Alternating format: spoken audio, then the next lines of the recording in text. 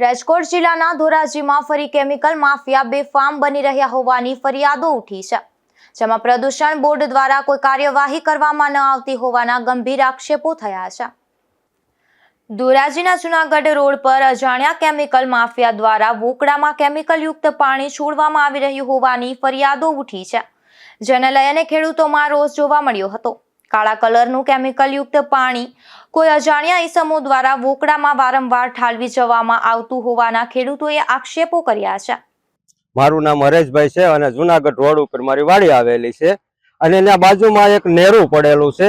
એ નેરામાં કોઈક ઝેરી પાણી છોડી જાય છે, એને કારણે અમારા ખેતીમાં પાક નિષ્ફળ જાય છે અને પાકમાં બહુ પણ નુકસાન થાય છે અને પીવાલાયક પાણી પણ નથી।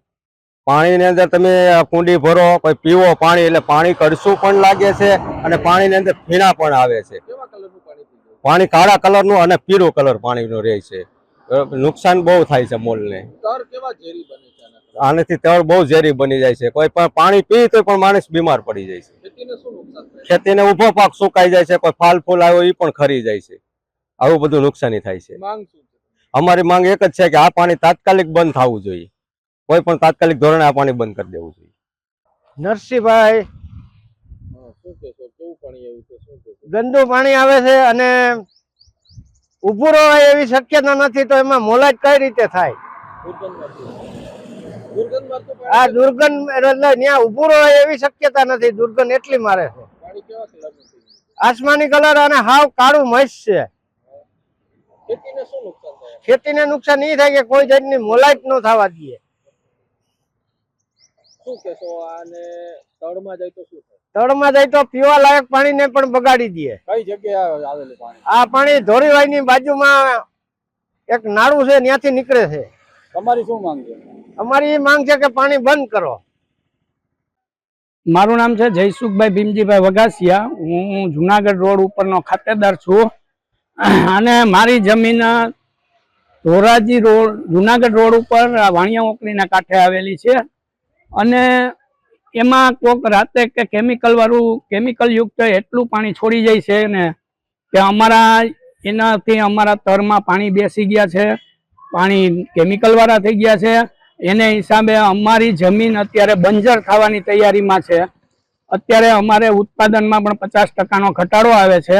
અમે ગમે એટલું ખાતર, પાણી લાલ ને કાળા કલરનું પાણી થઈ ગયું છે અને પીવામાં હાવ મોડું અને ભાવે નહીં એવું પાણી થઈ ગયું છે અને અમારા મોલમાં અમે પાણી પાઈ છીએ, ગમે એટલું ખાતર નાખી છતાંય અમારો મોલ વરસતો જ નથી।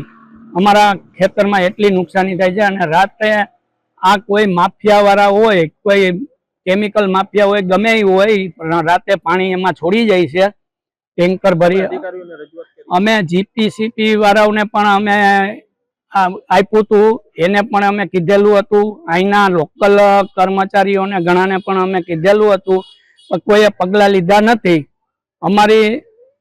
અમારી જમીન અત્યારે બંજર થવાની તૈયારીમાં જ છે અને ઉત્પાદનમાં 50% અમારે નુકસાની આવે છે। કેમિકલ અને કલરયુક્ત પાણી છોડવામાં આવતા ખેડૂતોના પાકને ભયંકર નુકસાન થઈ રહ્યું છે, જે અંગે જીપીસીબી બોર્ડને પણ અનેકવાર રજૂઆત કરવામાં આવી છતાં જીપીસીબી બોર્ડ દ્વારા કોઈ પણ કાર્યવાહી ન કરતા ખેડૂતોમાં રોષ વધી રહ્યો છે।